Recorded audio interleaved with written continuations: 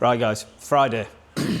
We have got one more day to go and we've got a massive job in tomorrow, which means I need to get both of these jobs completely finished. So the first thing we're going to do is work on the C43. Now this has been away to a paint shop around the corner, a lad called Paul, who's basically blended in the front here because unfortunately I had a few little marks that I almost probably could have got, but it just wouldn't have been perfectly right because there was still a light, slight graze. So we've asked Paul to basically blend this in. Now, he's done an amazing job, he always does. There's a few bits of buffer trail, a few marks, sanding defects, DA marks, you name it. Just general, what you get with paint. And he's blended to here, so I'm gonna basically fix this area now. As you can see, this sounds smooth.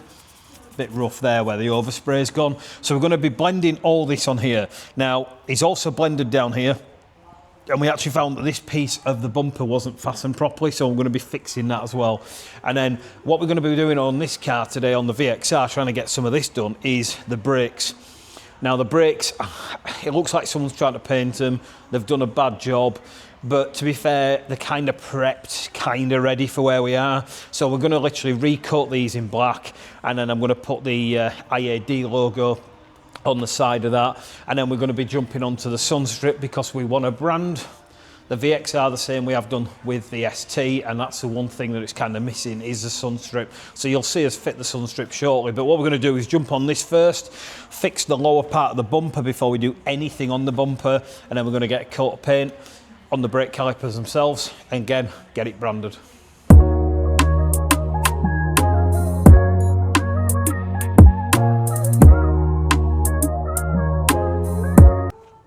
So what we've done on the bumper now, so basically, at the beginning of the video I showed you and I explained that this has been blended in because of the small mark. So what happened is it's been blended to around here. Now there is a few stone chips still here because the car has obviously got stone chips due to its age, and you can go on forever, but it's been blended to kind of here with the paint, and then it's been blended over there with the lacquer, which is why we've machine polished up to here using 2-3 different types of pads. We've then machined the whole, polished the whole bumper because it is in to have the bumper re-ceramic coated, and truthfully, to coat just that is just silly because it is going to repel different. It's fresh ceramic and then we're building it up on multiple layers. It's just going to look weird. So what we've done is machine polish the rest of the bumper to basically blend it and make sure it's not lost any colour or any other marks. And then we're going to re-ceramic the rest of the bumper, as you'll see on the other video that's input now. And that's why you can see the odd little stone chip here. It's nothing to do with the way we've machined it. It's not the fact we've missed anything.